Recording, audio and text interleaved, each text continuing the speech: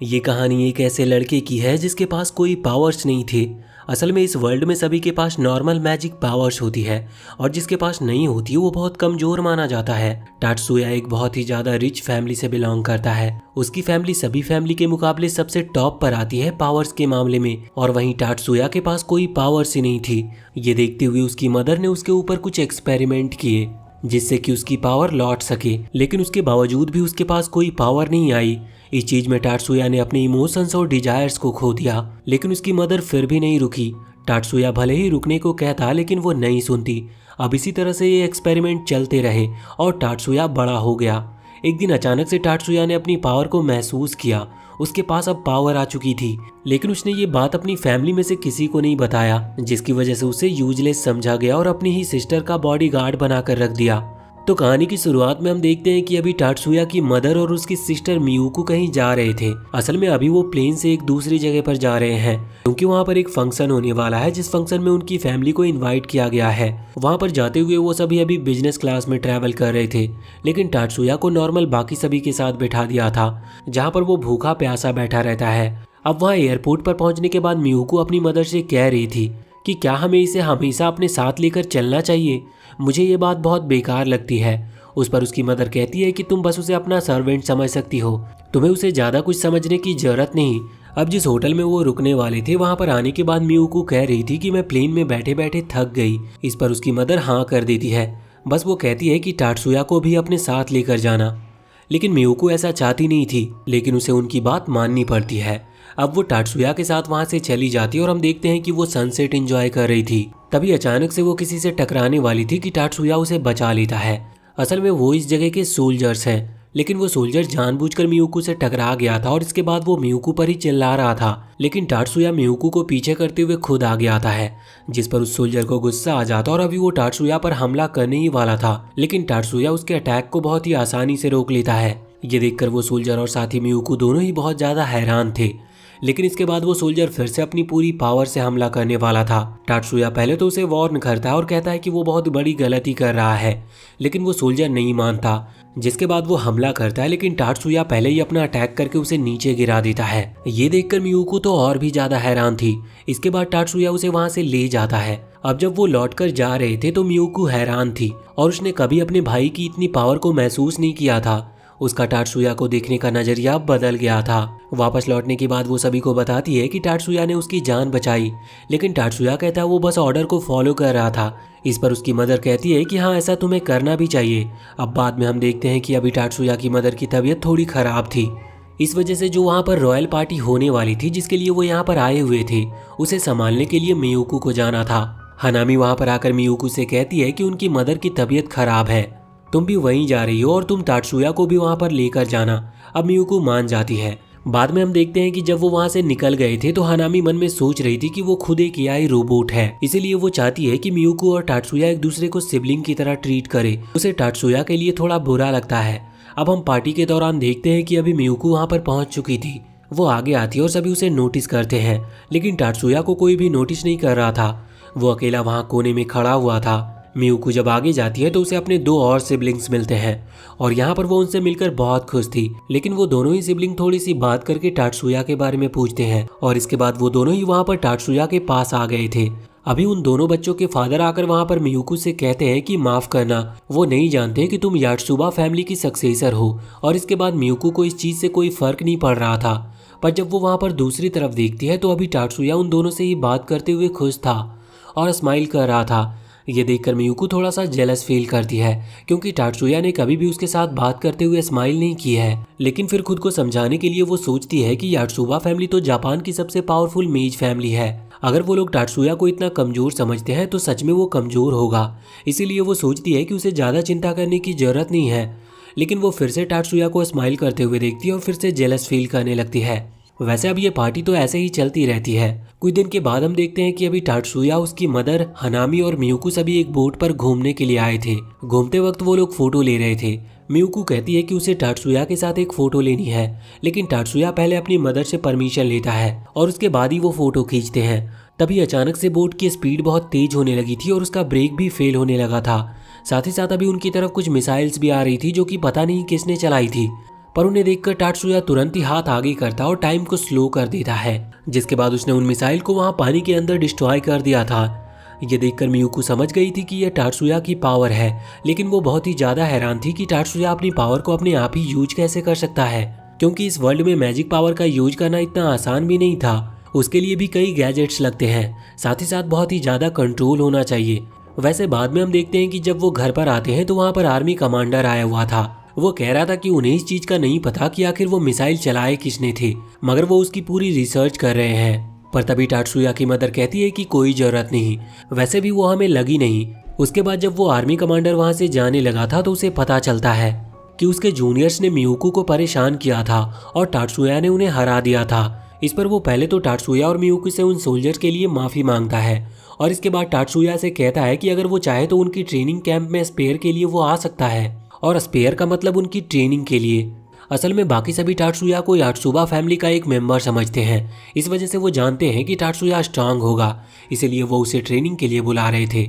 अब टाटसुया तो इसके बारे में सोच भी नहीं रहा था, लेकिन उसकी मदर कहती है कि उसे वहां पर जाना चाहिए, क्योंकि वैसे भी वो घर पर रह जाता है और उसे कुछ आता भी नहीं, तो इससे वो थोड़ा फाइट करना भी सीख लेगा। तभी मियुको कहती है कि उसे भी उसके साथ जाना है। वो इसकी वजह बताती है कि वो अभी थोड़ी कमजोर है और जब टाटसुया उसे प्रोटेक्ट नहीं कर सकता तो वो खुद स्ट्रांग बनकर खुद को प्रोटेक्ट कर लेगी, और ये बस उसका एक बहाना था। लेकिन इस पर उसकी मदर हाँ कर देती है।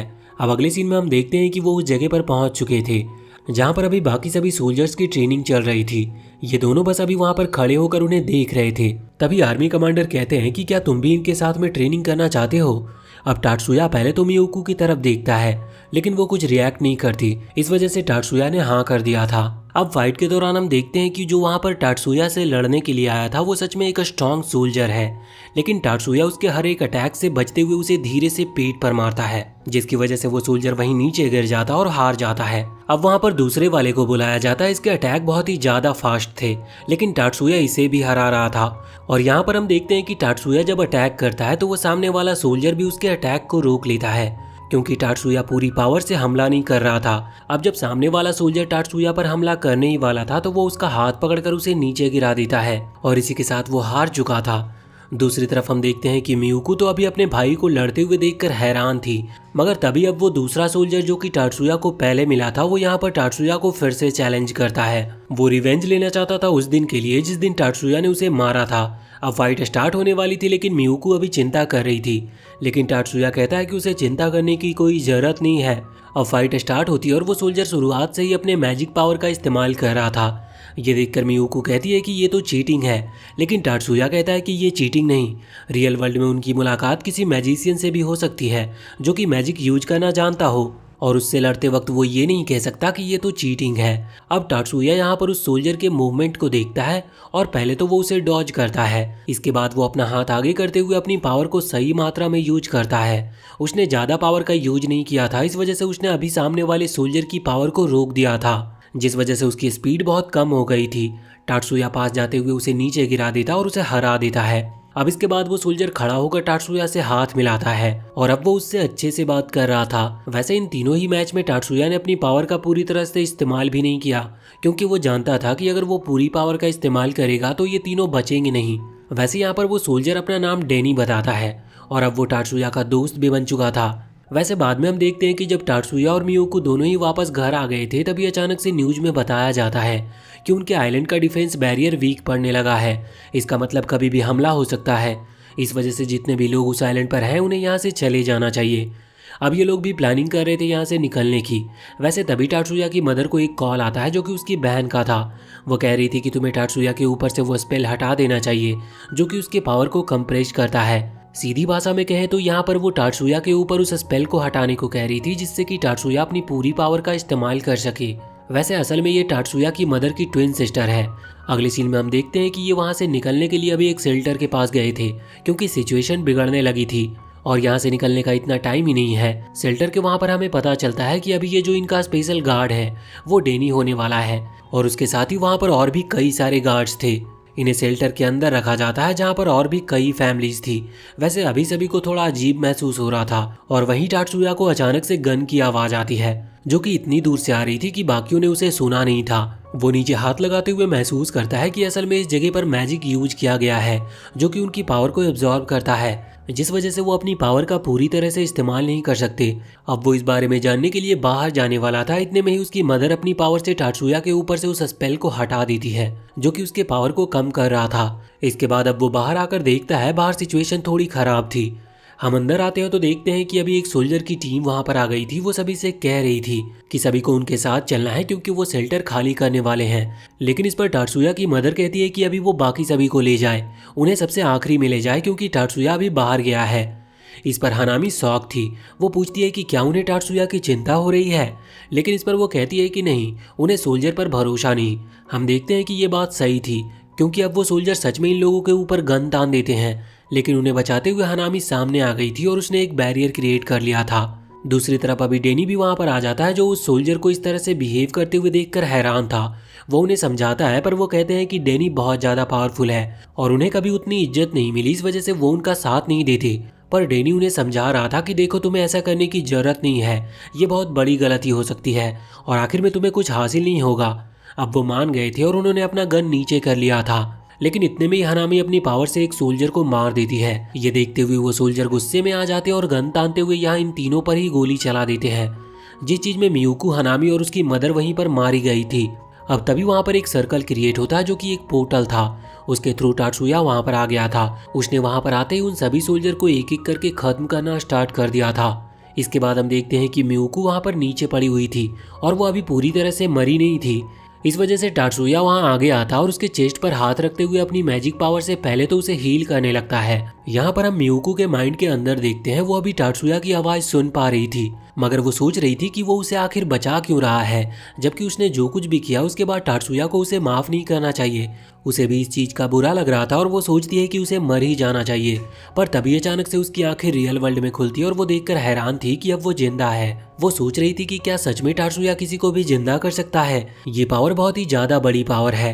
तभी हम देखते हैं कि वहां पर मियुको की मदर पूरी तरह से मर चुकी थी, उनकी सांसें भी रुक गई थी। लेकिन इसके बाद टाटसुया अपने पास से एक गन निकालता है जिसके थ्रू वो अपनी पूरी एनर्जी का यूज करते हुए उन्हें भी वापस से लाइफ दे देता है।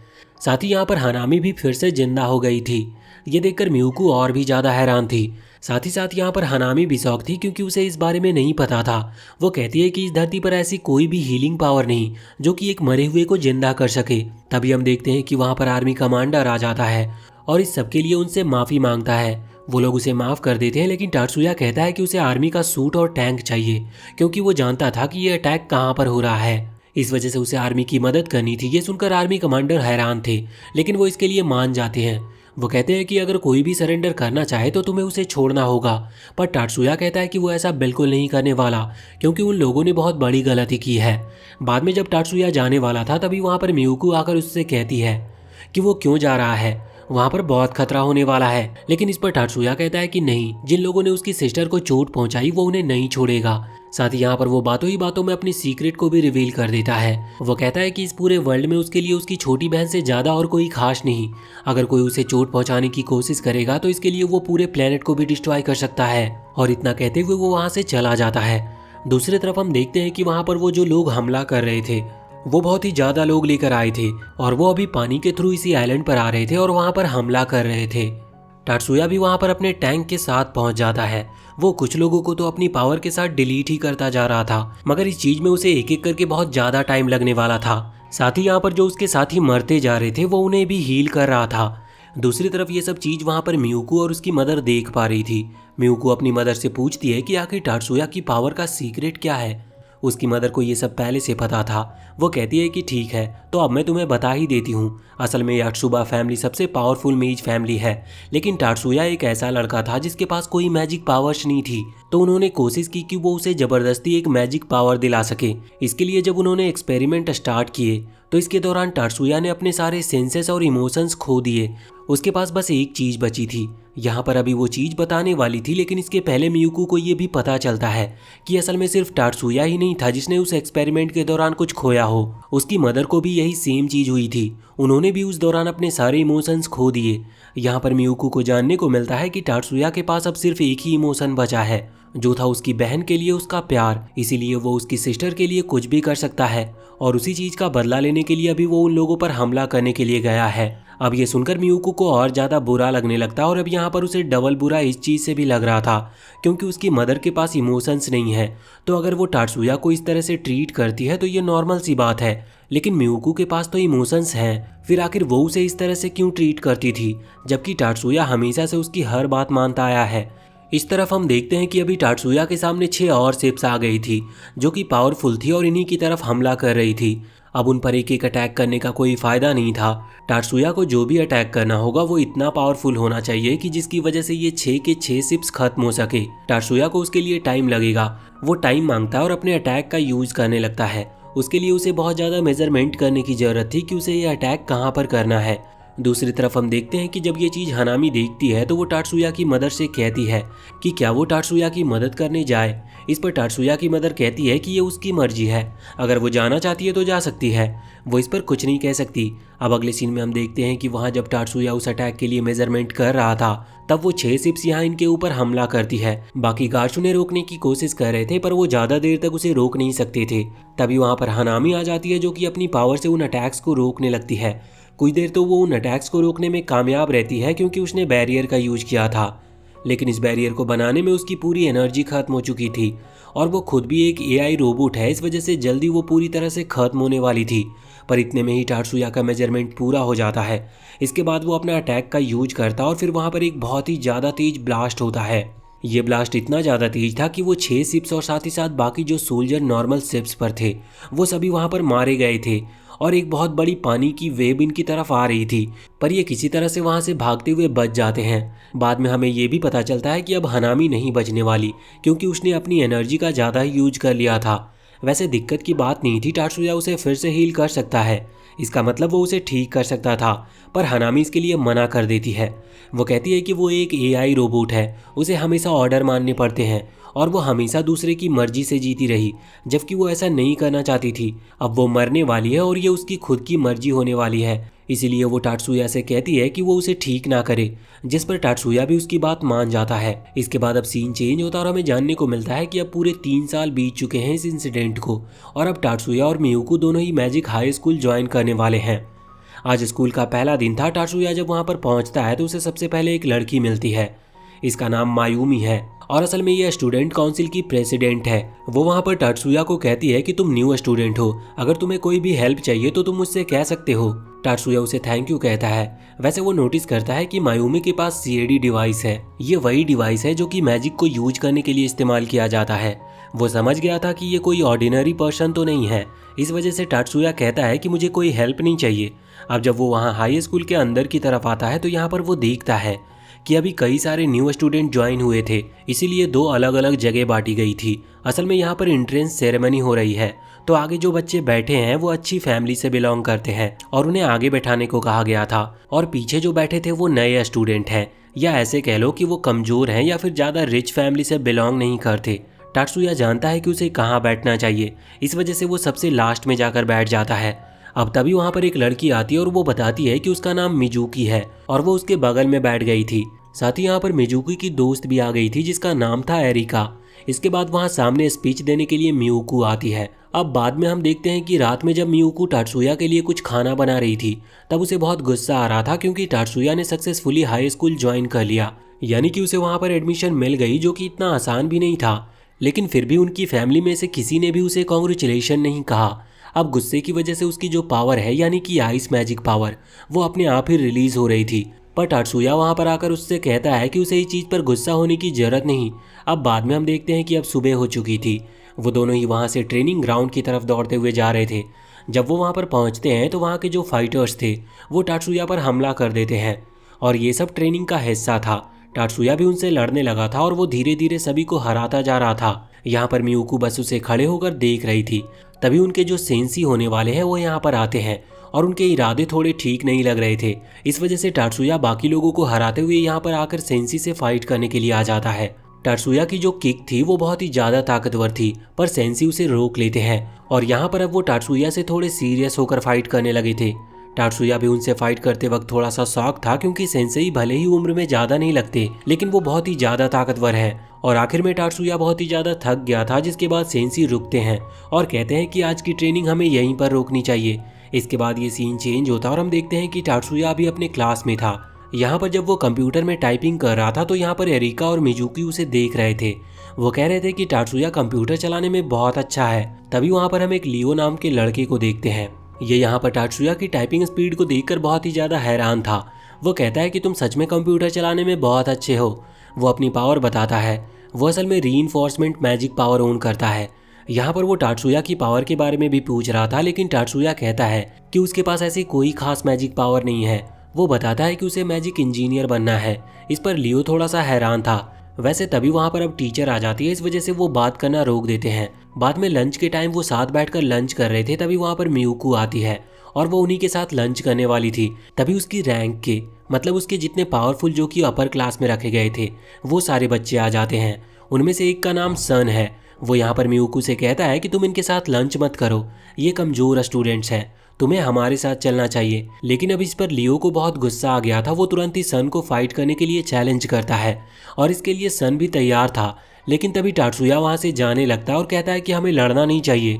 अब इस वजह से ये लड़ाई अभी तो रुक गई थी, लेकिन स्कूल के बाद वो लोग वापस से मिलते हैं। यहाँ पर दोनों ही ग्रुप पूरी तरह से लड़ने के लिए तैयार थे और देखते ही देखते वो लड़ाई भी स्टार्ट हो जाती है, जिसके दौरान यहाँ पर एक लड़की गलती से अपने कैट डिवाइस का यूज कर देती है और उसका यूज करते वक्त उसका वो डिवाइस ब्रेक हो गया था। इस वजह से वो पूरी पावर अनलीज होती है, जो कि डार्कनेस की पावर थी। लेकिन वो पावर अनलीज होते ही खत्म हो गई थी, क्योंकि अभी उस लड़की का उस पर कोई कंट्रोल नहीं था। पर उसकी मैजिक पावर का इतना ज्यादा इस्तेमाल करने की वजह से वहाँ जो ऑरा फैलता है वो वहाँ मिजुकी को महसूस होता है।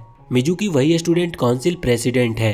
वो यहाँ पर आती है और उसके साथ यहाँ पर मैरी नाम की एक लड़की भी आती है, जो कि डिसिप्लिन मेंटेन करने की जो कम्युनिटी बनाई गई है उसकी लीडर है। वो यहाँ पर आकर इन सभी से कहती है कि तुमने बहुत बड़ी गलती की है। स्कूल के बाद या स्कूल के दौरान मैजिक का यूज करते हुए अपने साथियों पर हमला करना गलत है, और वो भी बिना किसी वजह के। इस वजह से अब उन्हें उसके साथ जाना था, क्योंकि उन्हें अब इस चीज की सजा मिलेगी। लेकिन तभी टाटसुया सामने आकर सिचुएशन को संभालने के लिए कहता है कि उन्होंने बस अपने से ज्यादा पावरफुल स्टूडेंट को अपनी पावर दिखाने को कहा था और इसी वजह से उन्होंने अपनी पावर यूज की। अब वैसे तो इसका कोई सबूत नहीं था कि ये सब सच है, लेकिन फिर मायूमी आगे आते हुए कहती है कि शायद टाटसुया सही कह रहा है। इस वजह से अब मैरी ने उसे माफ कर दिया था, पर वो कह रही थी कि अगली बार से वो नजर रखेगी और ऐसी गलती कोई फिर से कभी ना करे। अब उन दोनों के जाने के बाद यहाँ पर सन टाटसुया से कह रहा था कि तुमने भले ही हमारी मदद करने की कोशिश की, लेकिन मैं तुम्हें माफ नहीं करूंगा। तुम अभी भी एक कमजोर क्लास के लड़के हो। इसके बाद वो भी वहाँ से चला जाता है। पर वो दोनों लड़कियां, जिनमें से एक ने अपनी डार्कनेस वाली पावर का यूज किया था, वो यहाँ पर आकर टाटसुया से माफी मांग रही थी और साथ ही उसे थैंक यू कह रही थी उन्हें बचाने के लिए, वरना वो सस्पेंड हो सकती थी। और इसके बाद वो टाटसुया के साथ ही चलने को कहती है। असल में वो दोनों ही पावरफुल क्लास के मेंबर्स हैं। इसके बाद हम देखते हैं कि जब रास्ते में वो जा रहे थे तो यहाँ पर एरिका मियुको से पूछती है कि आखिर उसके पास जो कैट डिवाइस है वो मॉडिफाई किस तरह से होता है। तो वो बताती है कि सारा काम टाटसुया संभालता है, वही उसके कैट डिवाइस को मॉडिफाई करता है और स्ट्रॉन्ग बनाता है। अब एरिका यहाँ कह रही थी कि क्या टाटसुया उसके कैट डिवाइस को भी ठीक कर सकता है, मतलब और ज्यादा अपग्रेड कर सकता है, लेकिन इस पर टाटसुया मना कर देता है। अब अगले दिन हम देखते हैं कि जब वो वापस से स्कूल आ रहे थे तभी मायूमी वहाँ पर आती है और उन्हें रोककर कहती है कि उसे कुछ जरूरी बात करनी है, इसीलिए वो लंच में उनसे मिले। अब लंच के दौरान हम देखते हैं कि मायूमी बता रही थी कि उनके स्टूडेंट काउंसिल में एक पोजीशन खाली है, इस वजह से वो यहाँ पर मियुको को इन्वाइट करती है। पर इस पर मियुको कहती है कि टाटसुया उससे ज्यादा टैलेंटेड है, इसीलिए उसे ही ये पोजीशन मिलनी चाहिए। लेकिन अभी सिचुएशन और जरूरत को देखते हुए मियुको को उसके लिए सेलेक्ट किया गया था। वैसे तभी मैरी कहती है कि उनके डिसिप्लिन कम्युनिटी में भी एक पोस्ट खाली है, जिसके लिए टाटसुया अप्लाई कर सकता है। इसके बाद हम देखते हैं कि अभी वो लोग अपनी एबिलिटी को चेक करने के लिए गए थे। वहाँ उन्हें एक चीज पर अपनी एनर्जी डालनी थी। वो चीज अपनी जगह से मूव करेगी और उसकी जो स्पीड है उससे पता चलेगा कि इन लोगों के पास अपनी मैजिक की एनर्जी कितनी है। एरिका यहाँ पर सबसे पहले कोशिश करती है। उसकी एनर्जी फिर भी ठीक थी, पर टाटसुया जब कोशिश करता है तो वो जो चीज थी वो बहुत स्लो मूव करती है। इस वजह से टाटसुया खुद से सोच रहा था कि सच में वो बहुत ज्यादा कमजोर है और उसकी मैजिक पावर सबसे बहुत कम है। वो शाम के समय जब वहाँ काउंसिल हॉल में जा रहा था तो सोच रहा था कि उसे डिसिप्लिन कम्युनिटी में ज्वाइन नहीं होना चाहिए, उसे इसके लिए मना कर देना चाहिए। अब जब वो वहाँ पहुँचते हैं तो उनकी मुलाकात होती है स्टूडेंट काउंसिल की वाइस प्रेसिडेंट जायाबू से। ये लड़का टाटसुया को बिल्कुल पसंद नहीं कर रहा था। वो तुरंत ही आगे आता और टाटसुया को इग्नोर करते हुए मियुकू को हेलो कहता है। मियुकू को भी ये लड़का बिल्कुल पसंद नहीं आया था, लेकिन अब वो स्टूडेंट काउंसिल का वाइस प्रेसिडेंट है, इस वजह से वो भी उसे हेलो कहती है। अब वहाँ पर मैरी कह रही थी कि वो लोग टाटसुया को डिसिप्लिन कम्युनिटी में ज्वाइन करवाने वाले हैं, लेकिन ये सुनते ही जायाबू चिल्लाकर कहता है कि टाटसुया इतना कमजोर है, उसे डिसिप्लिन कम्युनिटी में रखने की कोई जरूरत नहीं। इस पर मियुकू को गुस्सा आ गया था। वो गुस्से में कहती है कि टाटसुया को जितना स्कोर आया था वो उस स्कोर से ज्यादा ताकतवर है, इसीलिए उसे कमजोर नहीं समझना चाहिए। लेकिन अब जायाबू कुछ कह नहीं पा रहा था। फिर टाटसुया हाथ से उसे रोकते हुए कहता है कि अगर तुम चाहो तो तुम मुझसे फाइट कर सकते हो, इससे तुम्हें पता चल जाएगा कि मैं यहाँ पर इस कम्युनिटी में ज्वाइन होने के लायक हूँ या नहीं।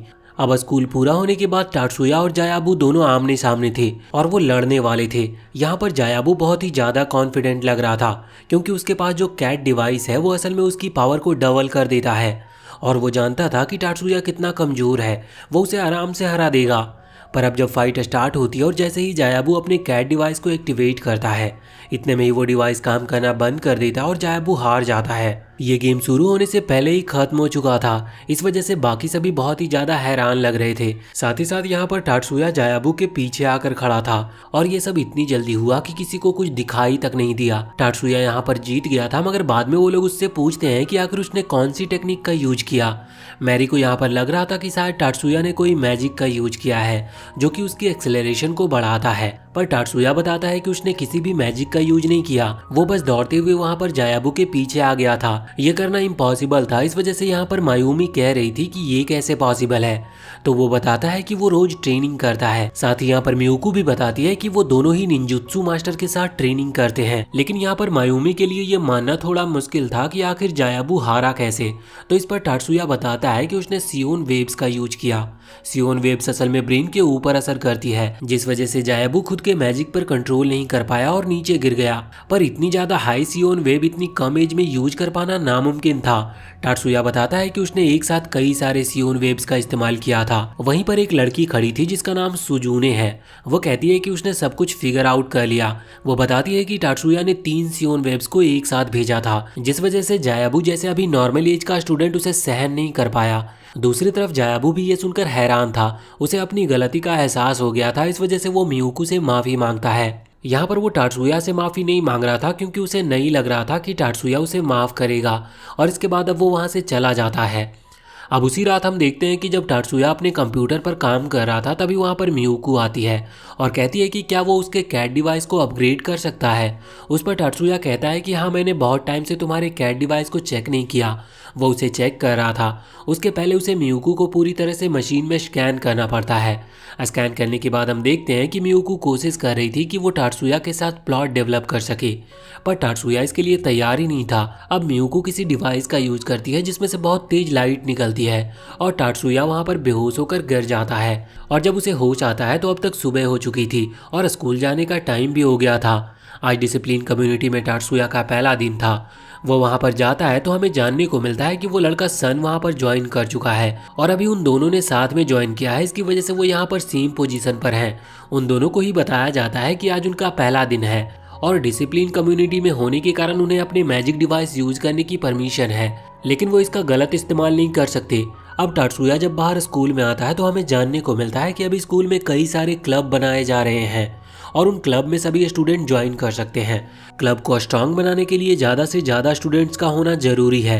अभी हम देखते हैं कि कुछ बच्चे एरिका को फोर्स कर रहे थे कि वो उनके क्लब को ज्वाइन कर ले। एरिका नहीं करना चाहती थी, पर अब उन क्लब के बच्चों ने एरिका को घेर लिया था। लेकिन तभी वहां पर टाटसुया पहुंचता है और एरिका को बचाकर वहां से ले जाता है। इसके बाद अब वो दूसरी जगह पर जा रहे थे जहां पर केंडो की ट्रेनिंग चल रही थी। वो असल में एक क्लब था जो कि केंडो का ही है। यहाँ पर अभी कुछ गर्ल्स ट्रेनिंग कर रही थी, तभी वहां पर कुछ लड़के आते हैं जिन्हें वो जगह चाहिए थी ट्रेनिंग के लिए। इस वजह से वो वहां पर एक चैलेंज लगाते हैं और जो उस चैलेंज को जीतेगा उसे वो जगह मिल जाएगी। तो अभी चैलेंज के लिए एक लड़की सामने आती है जिसका नाम मीबू है और सामने एक लड़का था जिसका नाम टकाकी है और दोनों में फाइट होना शुरू हो जाती है। मीबू एक ही अटैक के साथ यहाँ पर टकाकी का फर्स्ट पॉइंट ले लेती है, जिस वजह से मीबू यहाँ पर जीत चुकी थी। पर टकाकी कहता है कि अभी नहीं, अभी तो ये फाइट शुरू हुई है। वो अब अपनी पूरी पावर से फाइट करने को कह रहा था और इसके बाद वो अपने कैट डिवाइस को एक्टिवेट करते हुए मैजिक के साथ मीबू के ऊपर हमला करता है। मीबू पहले अटैक को डॉज कर लेती और वो समझ गई थी कि अगर वो इस अटैक को डॉज ना करती तो शायद मारी जाती। तभी हम देखते हैं कि टकाकी फिर से हमला करने के लिए आगे बढ़ रहा था, लेकिन टाटसुया पहले ही सिचुएशन को समझ चुका था। इस वजह से वो आगे आकर अपनी सियोन वेब से टकाकी की मैजिक को रोक देता है, जिसके बाद उसने टकाकी को पकड़ते हुए नीचे गिरा दिया था। लेकिन जब टकाकी के साथी ये देखते हैं कि टाटसुया असल में लो रैंक क्लास का मेंबर है, तो इसीलिए वो उसके ऊपर हमला करने लगते हैं। पर टाटसुया उनके भी कैट डिवाइस को डीएक्टिवेट करते हुए सभी को हरा रहा था। पर अब वो बहुत सारे स्टूडेंट्स थे, इस वजह से मीबू यहाँ पर टाटसुया की मदद करने के लिए आगे बढ़ने वाली थी। पर इतने में ही उसके सेंसी यानी कि उसके टीचर उसे रोक देते हैं। अब जब टाटसुया वहाँ से बाहर आ गया था तभी उसे पता चलता है कि जिम के पीछे कोई फाइट कर रहा है। वो तुरंत ही उन्हें रोकने के लिए जाता है, लेकिन जब वो वहाँ पर आता है तो वहाँ पर कोई भी नहीं था और अचानक से एक हाथ उसकी तरफ हमला करने के लिए आगे आता है। लेकिन टाटसुया ने उसे नोटिस कर लिया था, इसी वजह से वो सियोन वेव्स का इस्तेमाल करता है। पर वो जो भी था वो वहाँ से भाग चुका था। टाटसुया ने बस उसके हाथ में एक ब्रेसलेट को नोटिस कर लिया था। वैसे अब सभी की मदद करने के कारण टाटसुया बहुत फेमस हो चुका है, सभी जगह उसकी बात चलती रहती है। वैसे जब वो क्लास में बैठा हुआ था तभी वो नोटिस करता है कि मियुको उसे चुप करके देख रही है और वो उसके साथ अब कॉरिडोर में चला जाता है। वो लोग घूम रहे थे तभी वहाँ पर मीबू आती है। वो टाटसुया से कह रही थी कि क्या वो उसके साथ कैंटीन में चल सकता है, उसे कुछ बात करनी है। तो इस पर टाटसुया कहता है कि अभी नहीं। मीबू कहती है कि ठीक है, अगर वो अपना डिसीजन बदल ले तो वो जब चाहे उससे मिल सकता है। और अब मीबू वहाँ से चली गई थी। टाटसुया भी वहाँ से जाने वाला था क्योंकि उसे कुछ काम है, लेकिन मियुको उससे पूछती है कि क्या वो मीबू से मिलने के लिए जाएगा। असल में मियुको थोड़ा सा जेलस फील कर रही थी, लेकिन टाटसुया उससे कहता है कि उसे जेलस फील करने की कोई ज़रूरत नहीं। बाद में हम देखते हैं कि टाटसुया को काउंसलिंग टीचर के पास जाना था। असल में वो सभी से कुछ क्वेश्चंस पूछती है और ऐसा सभी स्टूडेंट्स के साथ होता है उनकी मेंटल हेल्थ का चेकअप करने के लिए। यहाँ पर वो टाटसुया से अपने सभी क्वेश्चन पूछ लेती है और वो उसका सही जवाब भी देता है। लास्ट में बस वो ऐसे ही पूछ रही थी कि क्या मीबू उसकी लवर है, तो इस पर टाटसुया कहता है कि नहीं, ये बस र्यूमर है। अब रात के टाइम हमें मीबू को दिखाया जाता है। वो अभी अपनी टीचर से कह रही थी कि वो बोली होते होते परेशान हो गई है। इस पर टीचर कहते हैं कि अभी हम कुछ नहीं कर सकते, बस हमें किसी भी तरह टाटसुया को अपने साइड करना होगा, यानी कि उसे अपने क्लब में ज्वाइन कराना होगा। अब यहाँ से सीन चेंज होता है। रात के टाइम हम देखते हैं कि अभी टाटसुया मियुको को बता रहा था कि शायद कोई ऑर्गेनाइजेशन है जो कि कुछ गलत प्लानिंग कर रही है और ये कोई एंटी मैजिक ग्रुप है। अभी इन्हें ये तो नहीं पता कि वो क्या प्लान कर रहे हैं, पर टाटसुया बताता है कि उसके ऊपर किसी लड़के ने हमला किया था जिसने एक अजीब सा ब्रेसलेट पहन रखा था। वो उसकी इमेज मियुको को कंप्यूटर के थ्रू दिखाता है, जिसे देखकर मियुको कहती है कि कहीं ऐसा तो नहीं कि ये पूरी सिटी के ऊपर एक खतरा हो। टाटसुया कहता है कि हाँ, ऐसा भी हो सकता है, लेकिन मियुको कह रही थी कि अगर ऐसा हुआ तो हमारी फैमिली हमें वापस बुला लेगी, क्योंकि इतना बड़ा खतरा आएगा तो हमें बचकर रहना होगा। टाटसुया कहता है कि नहीं, मैं पहले ही इसे देख लूंगा कि आखिर चल क्या रहा है। अगले दिन हम देखते हैं कि टाटसुया अपने मैजिक का टेस्ट करने के लिए आया था। वो उसी मशीन में टेस्ट करता है जिसमें उसने पहले किया था। इस बार जो उसका रिजल्ट था वो 900 से ज़्यादा मिलीसेकेंड का आया था, जो कि ज़्यादा अच्छा नहीं है। इसके बाद टाटसुया फैसला करता है कि वो मीबू से एक बार बात करेगा, वो सुनेगा कि वो क्या कहना चाहती है। जब टाटसुया उससे बात कर रहा था तो मीबू बताती है कि उसका जो क्लब है उसे उतनी ज़्यादा फैसिलिटी नहीं मिल रही जितनी कि बाकी क्लब्स को मिलती है। वो चाहती है कि टाटसुया उनके क्लब को ज्वाइन कर ले, जिससे कि उन्हें एक्स्ट्रा फैसिलिटीज़ मिल सके। पर टाटसुया को ये बात गलत लग रही थी, क्योंकि स्टूडेंट काउंसिल ने जो डिसाइड किया है वो सही है और उनको उसी हिसाब से पर्क दी जा रही थी। अब टाटसुया उसे मना कर देता और वहाँ से चला जाता है। लेकिन उसी दिन हम देखते हैं कि मीबू का जो सीक्रेट ग्रुप है उसने स्ट्राइक कर दी थी। वो कह रहे थे कि उनकी मांगे उन्हें पूरी करनी होगी, नहीं तो वो स्कूल को तबाह कर देंगे। ये देखते हुए सभी स्टूडेंट्स डर गए थे। वैसे यहाँ पर मीबू के ग्रुप ने हर तरफ की लाइट को काट दी थी, जिस वजह से जो ऑटोमेटिक ओपन डोर थे वो ओपन नहीं हो रहे थे। लेकिन फिर टाटसुया फैसला करता है कि वो मीबू से बात करेगा। वो उसे कॉल करके कहता है कि काउंसिल तुम्हारी बात सुनने को तैयार है और हम तुम्हारी बात सुनेंगे और तुम्हें कुछ भी नहीं कहेंगे, बस बदले में तुम्हें यह स्ट्राइक बंद करनी होगी। अब मीबू मान जाती है, लेकिन बाद में सभी बच्चों को पकड़ लिया जाता है। मीबू कह रही थी कि तुमने हमें धोखा दिया, लेकिन इसी वक्त यहाँ पर मायूमी आ जाती है और वो कहती है कि हम तुम्हें धोखा नहीं दे रहे, हम तुम्हारी बात सुनेंगे। अब यहाँ पर मीबू के क्लब की प्रॉब्लम सॉल्व हो चुकी थी, पर उसी दौरान टात्सुया नोटिस करता है कि एक सीनियर लड़का भी उसी की दोस्त को अपने क्लब को ज्वाइन करने के लिए कह रहा है। वैसे टात्सुया की दोस्त ने मना कर दिया था। बाद में जब वो लड़का चला जाता है तो टात्सुया की दोस्त उसे बताती है कि असल में ये लड़का मीबू के क्लब का लीडर है, यानी कि वो मीबू का टीचर भी है। ये सुनकर टात्सुया हैरान था और वो उसके हाथ में वही ब्रेसलेट भी नोटिस करता है। वो समझ गया था कि ये वही लड़का है जिसने उसके ऊपर हमला किया था, लेकिन अभी यहाँ पर वो उसे रोकता नहीं है। हम रात का सीन देखते हैं। टात्सुया और मियुको दोनों ही अपने सेंसी के पास गए थे। वहां पर आने के बाद सेंसी जब ये बात सुनते हैं तो वो बताते हैं कि हाँ, सच में केंडो क्लब का जो कैप्टन है वो एंटी मैजिक ग्रुप का मेंबर है। वो ये भी बताते हैं कि उस कैप्टन का जो भाई है वो जापान का एक फेमस एंटी मैजिक क्लब का मेंबर है। ये सुनकर टात्सुया हैरान था। वो समझ गया था कि ये लोग इस तरह से शांत नहीं बैठेंगे, ये जरूर कुछ ना कुछ करेंगे, क्योंकि इनका प्लान अपने क्लब को बेहतर बनाना नहीं बल्कि कुछ और ही है। अगले दिन हम देखते हैं कि अभी एक डिबेट चल रही थी, और ये इसीलिए क्योंकि जो केंडो क्लब है उन्हें अपनी पर्क बढ़ाने दे। इस वजह से वो कह रहे थे कि उन्हें क्या क्या फैसिलिटी मिलनी चाहिए जो कि बाकी क्लब्स को मिलती है। पर यहाँ पर मायूमी आगे आते हुए बताती है कि जिन्हें जितनी पर्क्स मिलनी चाहिए उतनी मिल रही है। असल में ये डिबेट इसीलिए रखी गई है जिससे कि सभी स्टूडेंट्स के सामने डिसाइड हो सके कि उन्हें जो पर्क दी जा रही है वो सही है कि नहीं, और अंत में ये फैसला होता है कि स्टूडेंट काउंसिल बिल्कुल सही कह रहा है। उन्होंने जितनी पर्क उन्हें दी है उतनी ही उन्हें मिलनी चाहिए। इस वजह से केंडो क्लब के स्टूडेंट्स बहुत दुखी थे। उसी दौरान हम बाहर देखते हैं कि जब ये डिबेट चल रही थी तो वहाँ बाहर कोई दो लोग एक बड़ा सा ट्रक लाकर खड़ा कर देते हैं और वहाँ से भाग जाते हैं। और कुछ देर बाद जैसे ही ये डिबेट खत्म होती है, वहाँ पर कुछ स्टूडेंट जिनके हाथ में वो ब्रेसलेट था वो वहाँ से भागने लगे थे, लेकिन काउंसिल का स्टूडेंट पहले से ही इस चीज़ के लिए तैयार थे और वो तुरंत ही उन्हें पकड़ लेते हैं। तभी खिड़कियों से कुछ स्मोक बॉटल्स अंदर की तरफ आती है, पर उन लोगों ने उन्हें भी मैजिक से बाहर की तरफ वापस फेंक दिया था। इसके बाद अब 3 लोग गन्स लेकर वहाँ उस हॉल के अंदर आ जाते हैं, पर इसके लिए भी वो तैयार थे। मैरी अपनी मैजिक पावर से उन्हें रोक देती है, जिस वजह से अब वो कुछ भी नहीं कर पाते। टात्सुया को भले ही ये बात पता नहीं थी कि इनकी अटैक करने की वजह क्या है, पर उसने बाकी चीजें सभी को बता दी थी, इसीलिए वो पहले से तैयार हैं। अब वो लोग बाहर जाते हैं जहाँ पर ज्यादा लोग गन्स लेकर तैयार थे, पर अब सभी लोग मिलकर काम कर रहे थे, इस वजह से वो लोग कुछ भी नहीं कर पाते। तभी वहाँ पर काउंसिल टीचर आती है और वो टात्सुया और बाकी सभी को बताती है कि इन लोगों का मेन मोटिव यहाँ हॉल के ऊपर हमला करना नहीं था, बल्कि यह स्कूल की लाइब्रेरी के ऊपर अटैक करने वाले हैं। और यहाँ पर उन्होंने ये हमला इसीलिए किया था जिससे कि हम डिस्ट्रैक्ट हो सके। वो यहाँ पर ये भी कह रही थी कि भले ही मीबू इनके साथ मिली है, लेकिन उसकी गलती नहीं है, क्योंकि जो उनका टीचर था यानी कि उस क्लब का लीडर वो एंटी मैजिक ग्रुप का मेंबर है। उसी ने मीबू को मैनिपुलेट करा उनके साथ मिलकर काम करने के लिए। अब टात्सुया और सभी फैसला करते हैं कि वो मीबू को बचाएंगे और ये ग्रुप जो चाहता है उसे वो करने से भी रोकेंगे।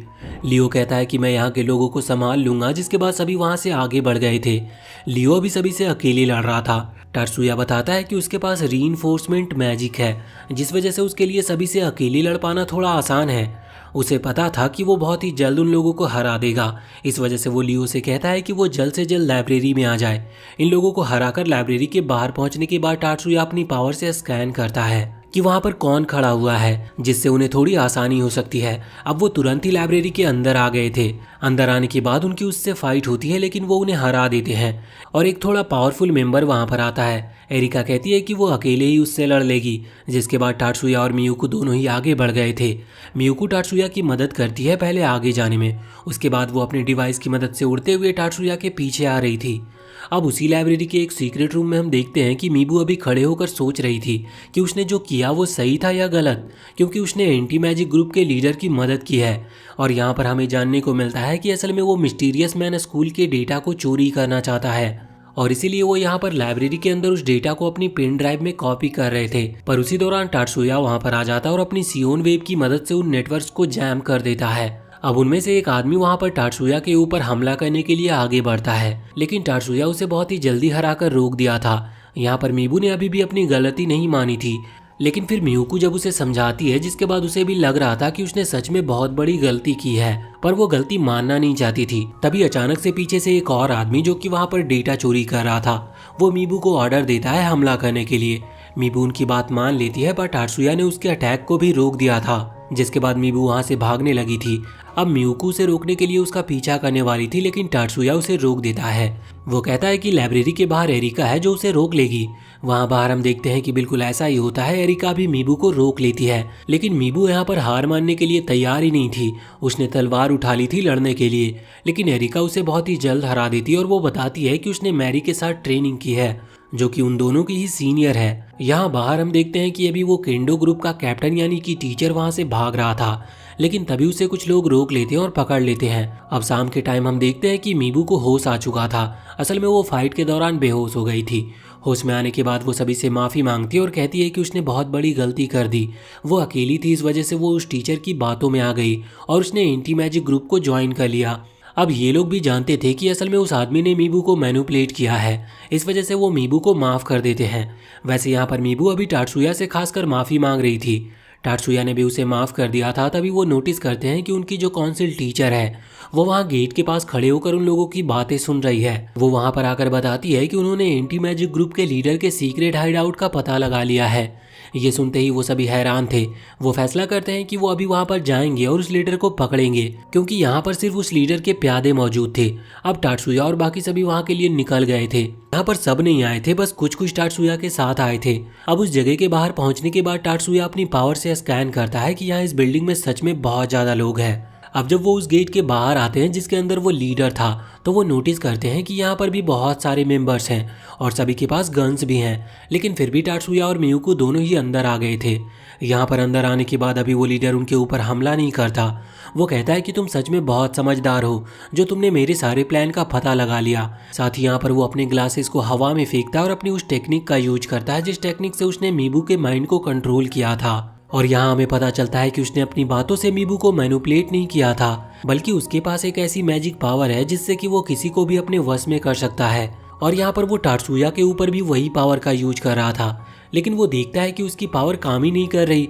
उसे समझ नहीं आ रहा था कि ऐसा क्यों हो रहा है, पर अब उसके पास इसके अलावा और कोई चारा भी नहीं था, क्योंकि उसके पास सिर्फ एक ही मैजिक पावर है और अगर ये भी काम नहीं करती है तो उसे बस अब गोली चलानी होगी। वो बाकी सभी से गोली चलाने को कहता है, लेकिन इतने में ही उन सभी की गन अचानक से टूटकर नीचे गिर जाती है। ये देखकर वो और भी ज्यादा हैरान थे, इसीलिए वो वहां से भागने लगते हैं, लेकिन टात्सुया उसके पीछे जा रहा था।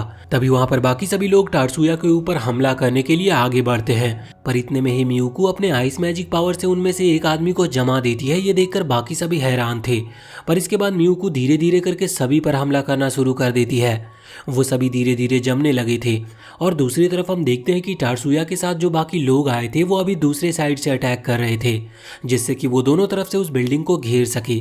वहाँ के लोगों को भी टात्सुया का एक दोस्त संभाल रहा था। हम देखते हैं कि अब टात्सुया एक दूसरे कमरे से बाहर आ जाता है जहाँ पर वो लीडर आकर छुपा था, पर यहाँ पर फिर से बहुत सारे लोग थे।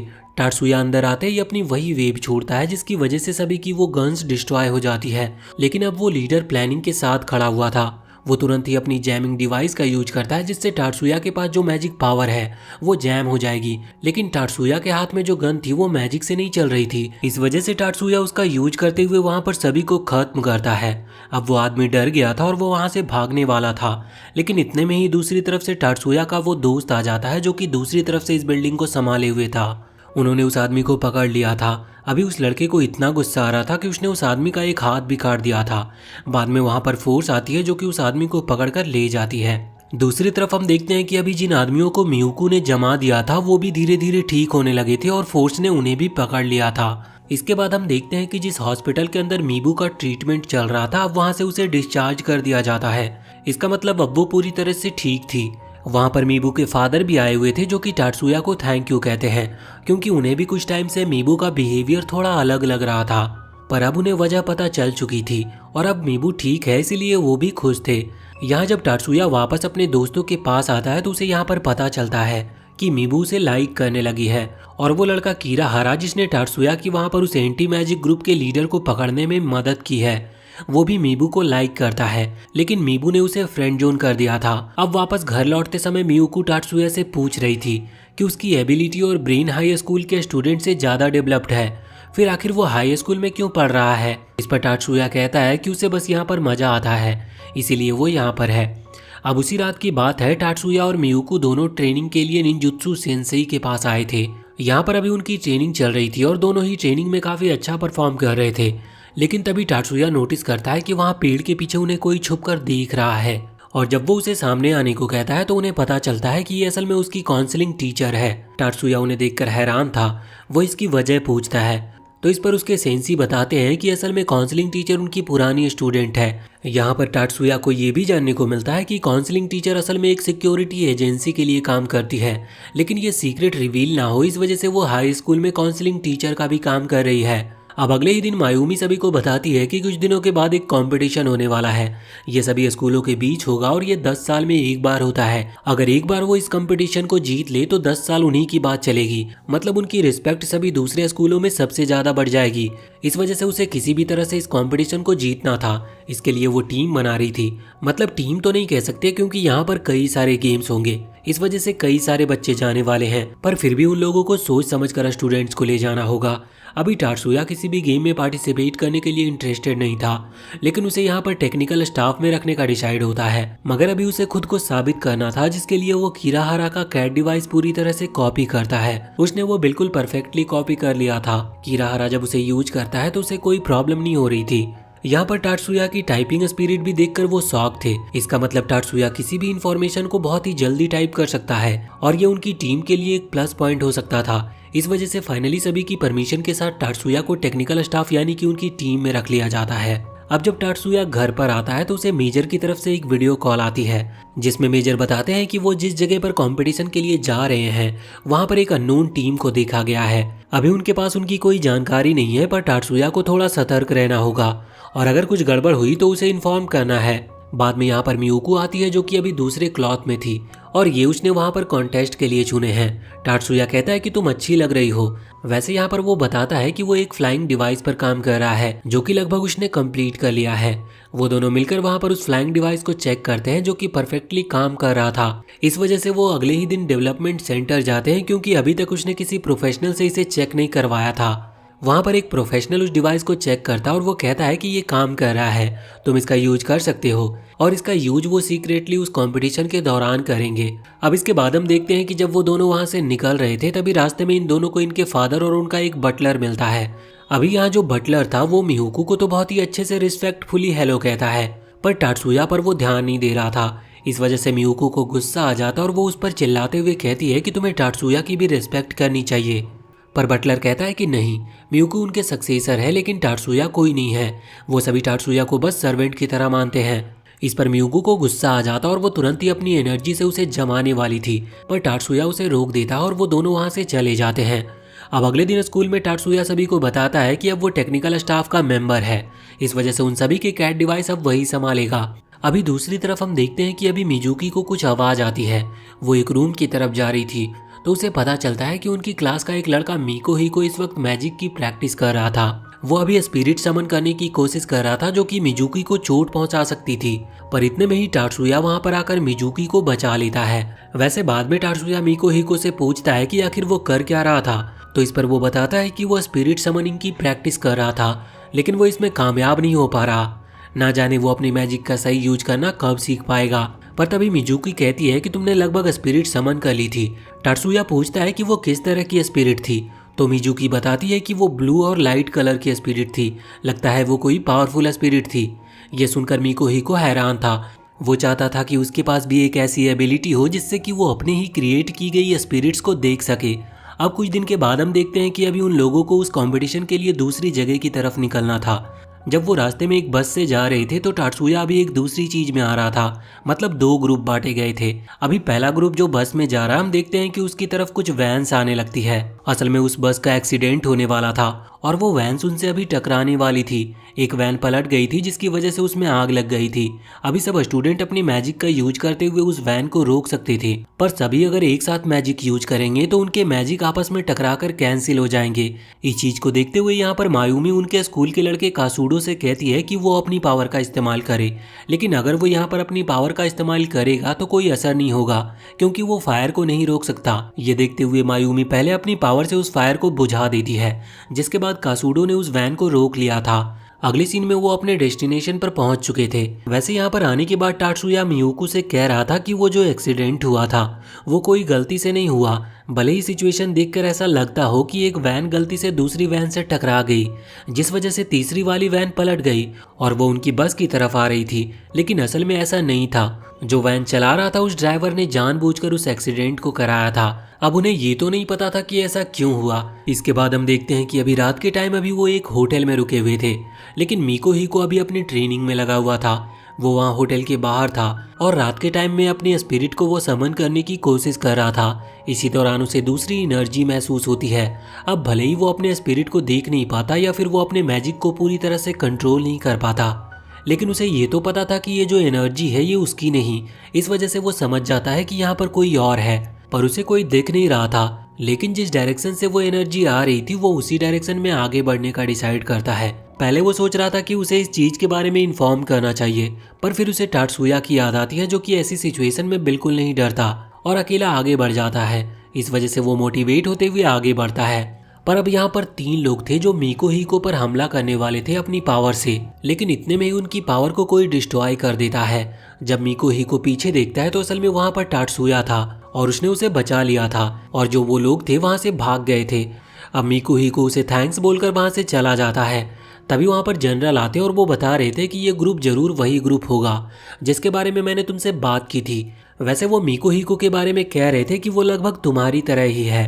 अब वहाँ एक दिन का रेस्ट करने के बाद वो कंपटीशन स्टार्ट हो जाता है। हम देखते हैं कि अभी सभी को अपनी मैजिक पावर से वाटर के ऊपर सर्व करना था और यहाँ पर पहले जो मैच है उसमें मैरी ने हिस्सा लिया था। वैसे इन सभी के कैट डिवाइस को टात्सुया ने ही री अपग्रेड किया है। अभी जब ये कंपटीशन का पहला मैच स्टार्ट होता है तो इसमें मैरी सबसे आगे थी और वो बहुत ही अच्छा परफॉर्म कर रही थी। टात्सुया ने उसे पहले बता दिया था कि कंपटीशन के दौरान उसे किस मैजिक का किस तरह से यूज करना है। इस वजह से उसकी जो सर्व की स्पीड थी वो पहले से ज़्यादा तेज हो गई थी। इस वजह से अब वो पहला मैच जीत जाते हैं। हम दूसरी तरफ देखते हैं कि अब उसी दिन दोपहर को टात्सुया को एक मीटिंग में बुलाया जाता है। वहाँ पर जाने के बाद उसे पता चलता है कि एक आदमी को उस ग्रुप के बारे में थोड़ी इन्फॉर्मेशन है, जो कि वहाँ होटल के बाहर देखा गया था। उसे नो हेड ड्रैगन कहते हैं और उनका मेन टारगेट इस कंपटीशन को रोकना है। पर उनके लिए ये प्लस पॉइंट है कि उन्हें ये इन्फॉर्मेशन पहले ही मिल गई। अगला कंपटीशन स्टार्ट होता है, उसमें मायूमी ने हिस्सा लिया था। इसमें उन्हें अपनी मैजिक पावर से बुलेट क्रिएट करते हुए कुछ ऑब्जेक्ट को हिट करना था, जिसमें मायूमी 100% हिट करती है और ये वाला मैच भी उनकी टीम जीत जाती है। इसके बाद अगला जो मैच था वो आइस ब्रेकिंग का था और इसमें भी उन्हीं की टीम की एक मेंबर जीती थी। अब वो बहुत आसानी से जीत रहे थे, इससे उनके अंदर बहुत कॉन्फिडेंस आ गया था। पर वहाँ सुजुने कहती है कि जरूरी नहीं कि वो हर मैच जीते, अभी शुरू के मैच बहुत ज़्यादा आसान है, इस वजह से वो जीत रहे हैं, आगे उन्हें ज़्यादा ध्यान रखने की ज़रूरत होगी। टात्सुया ने यहाँ पर अपने दोस्त लियो के लिए एक वेपन क्रिएट किया था, जो कि लियो अपने रीइंफोर्समेंट मैजिक से यूज कर सकता है। बाद में लियो उसकी ट्रेनिंग करके देखता है, पहले वो उसे टेस्ट कर रहा था, जिससे उसे पता चलता है कि ये वेपन सच में बहुत ज़्यादा यूजफुल है। वो टात्सुया को इसके लिए थैंक यू भी कहता है। अगले दिन हम देखते हैं कि अभी मैरी का फिर से वही सर्फिंग वाला मैच होने वाला था। अब मैच थोड़ा डिफिकल्ट है क्योंकि इस बार उसकी कॉम्पिटिटर थोड़े ज़्यादा एडवांस लेवल के हैं। पर इस मैच के दौरान हम देखते हैं कि वो अभी भी लीड कर रही थी। तभी एक लड़की अपने सर्फ बोर्ड पर से फिसल जाती है, जिस वजह से वो सर्फ बोर्ड सीधा मैरी की तरफ आता है। मैरी ने लगभग उसे डॉज कर ही लिया था, लेकिन इतने में मैरी का सर्फ बोर्ड भी पानी के अंदर गिरने लगता है। ऐसा लग रहा था जैसे उसका बैलेंस बिगड़ गया और बाद में वो पानी के अंदर गिर जाती है, जिससे वो मैच हार जाती है और उसे हॉस्पिटल भी जाना पड़ता है। और वहाँ जाकर हम देखते हैं कि उसे इतनी चोट लगी है कि वो अपना अगला मैच भी नहीं खेल पाएगी।